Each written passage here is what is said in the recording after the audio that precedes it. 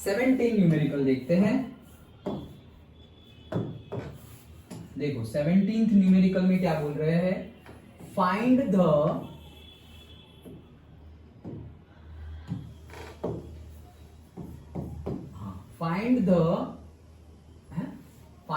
Image of the point 3,8 with respect to the line this assuming the line to be a plane mirror. Physics आ गया भाई। मान लो ये हमारा plane mirror है और ये कोई पॉइंट है से 3,8 और ये जो लाइन है वही मिरर है। जो लाइन का इक्वेशन गिवन है x + 3y = 7। देखो क्या बोला है, find the image of this point 3,8 का इमेज निकालो with respect to the line this assuming to be a plane mirror.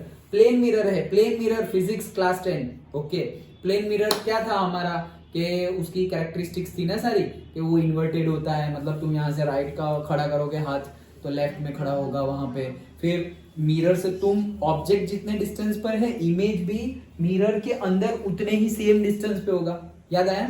तो वही फंडा हम यूज कर सकते हैं कि ये मिरर से ये ऑब्जेक्ट जितने डिस्टेंस पर है उतने सेम डिस्टेंस पर उसकी इमेज भी बनेगी। से x1 y1 बोले, mn बोलते हैं। डन? इसके कोऑर्डिनेट्स निकालने हैं मुझे, वही बोल रहा ना, क्या बोला है, find the image of the point, मतलब ये पॉइंट की इमेज। डन?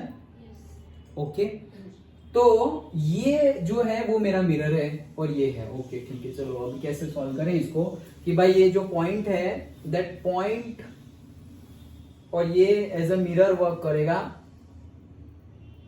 हाँ देखो, जितने डिस्टेंस पर ये होगा उतने सेम डिस्टेंस पर ये होगा।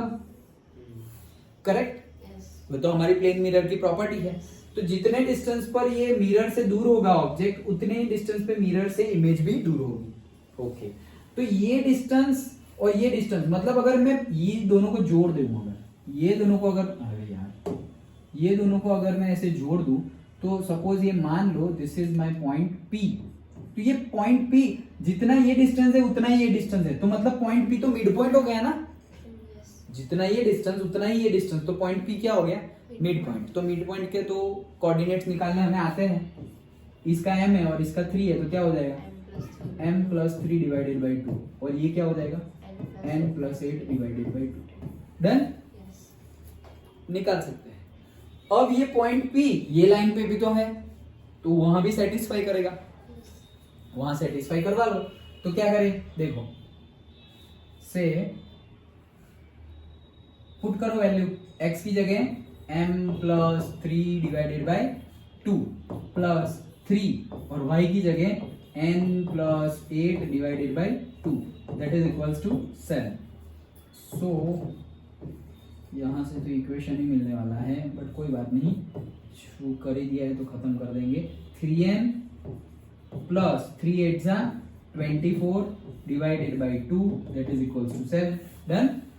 ओके, अब आगे 2 एलसीएम ले लेंगे तो हो जाएगा m + 3 और ये हो जाएगा 3n + 24 और वो 2 एलसीएम यहाँ आ जाएगा तो वो हो जाएगा 14 और 14 इधर आएगा तो -14 = 0। डन?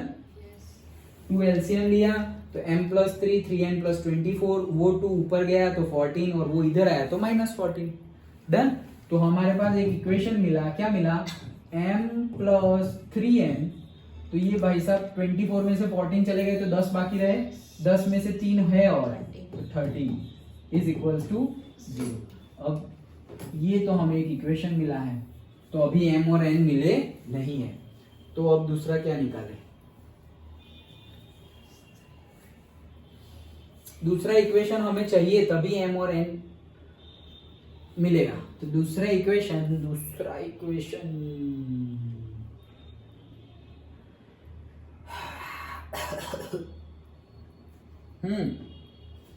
इक्वेशन मिल सकता है क्योंकि इसका स्लोप है ना अपने पास। यस, देखो ये लाइन है हमारी और ये जो डिस्टेंस होगा वो तो परपेंडिकुलर ही होगा।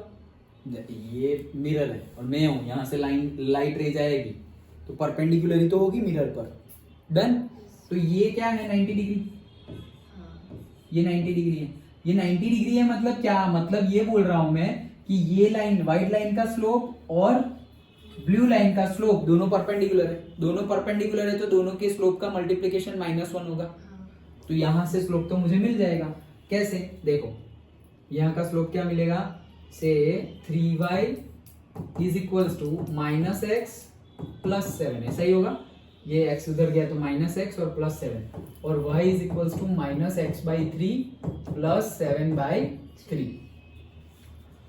यस, तो m कितना आ गया, -1/3। तो मेरा एक स्लोप तो आ गया है से m1 ब्लू लाइन का स्लोप, और व्हाइट लाइन का स्लोप हमारे पास 2 पॉइंट है तो हम निकाल सकते हैं। तो उसका स्लोप क्या हो जाएगा, से m2, वो m2 क्या हो जाएगा, y2 - y1, तो से n-8 upon x2 - x1, 3 minus x2 y2 - y1 x2 minus x1। Done, समझ में आया। अब हमें पता है बोथ आर परपेंडिकुलर, तो दोनों का मल्टीप्लिकेशन -1 होगा, तो वो कंसेप्ट का यूज करते हैं तो हमें दूसरा इक्वेशन मिल जाएगा। देखो एक इक्वेशन लाने के लिए क्या क्या करना पड़ रहा है, तो दोनों को मल्टीप्लाई कर लो। सो से -1/3 multiplied by n-8 into m-3 that is equals to -1। ये माइनस माइनस क्या हो गया, प्लस, ये सब कुछ उधर भेज दो, तो ये 1 इंटू समथिंग मतलब n-8 ही रहेगा। ये अंदर मल्टीप्लाई होके उधर भी 1 ही है, तो ये हो जाएगा 3m - 3 3 9। तो ये उधर भेज दो सबको, तो 3m ये हो गया -n और ये हो गया +8 -9 मतलब -1 इज इक्वल टू 0। फिर से 3m -n +8 मतलब -9 +8 मतलब -1 इज इक्वल टू 0। मिल गया एक इक्वेशन। तो ये इक्वेशन एक यहां से भी मिला हमें और एक इक्वेशन यहां से भी मिला हुआ है। दोनों को सॉल्व कर लो। दोनों को सॉल्व करेंगे तो कैसे करें, यहाँ पे m है और यहाँ पर 3m है, तो इसको सॉल्व करते हैं, नहीं यार इसको ही करते हैं, तो थोड़ा बड़ा नंबर ऐसे कुछ कोई बात नहीं है, किसी को भी सॉल्व करो। इससे मैं 3 से मल्टीप्लाई कर दे रहा हूँ, तो 3 3 9m माइनस 3m माइनस 3 और 0 से तो 0 ही हो जाएगा। डन। ये इसलिए किया क्योंकि वो 3m और ये 3m कट हो जाए। तो अब मेरे पास दूसरा इक्वेशन क्या है, 9m minus 3n minus 3 is equal to 0। Done. ये जो दूसरा इक्वेशन मिला है उसको मैंने 3 से मल्टीप्लाई किया बोथ दी साइड, तो 9m minus 3n minus 3 is equal to 0 into 3 0। ये इक्वेशन और ये जो पहले मिला था वो दोनों अब प्लस माइनस हो सकते हैं, तो ये तो पूरा कट, और ये क्या हो जाएगा 10m और ये क्या हो जाएगा 13 minus 3 10 plus 10 is equal to 0। Therefore m is equal to -10/10 minus 1। m मिल गया मुझे, देखो एक मिल गया तो दूसरा भी मिल जाएगा। यहाँ पे वैल्यू पुट कर दो, m की जगह क्या पुट कर देंगे -1, तो वैल्यू पुट करें। दूसरा कलर लाओ तो थोड़ा कंफ्यूजन ना हो। क्या -1 पुट करेंगे तो 3n इज इक्वल्स टू, ये 13 उधर जाएगा तो -13, और यहाँ m की जगह -1 पुट किया है, उधर जाएगा तो +1, so 3n is equals to -12, therefore n is equals to -4। तो दोनों मिल गया, m और n -4, तो खत्म।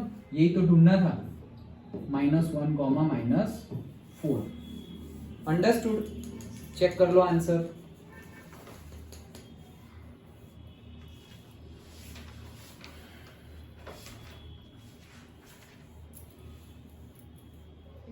ओके। तो क्या किया हमने, हमारे पास एक लाइन है एक पॉइंट है, तो लाइन और पॉइंट है और बोला है कि इसकी इमेज के कोऑर्डिनेट्स निकालो।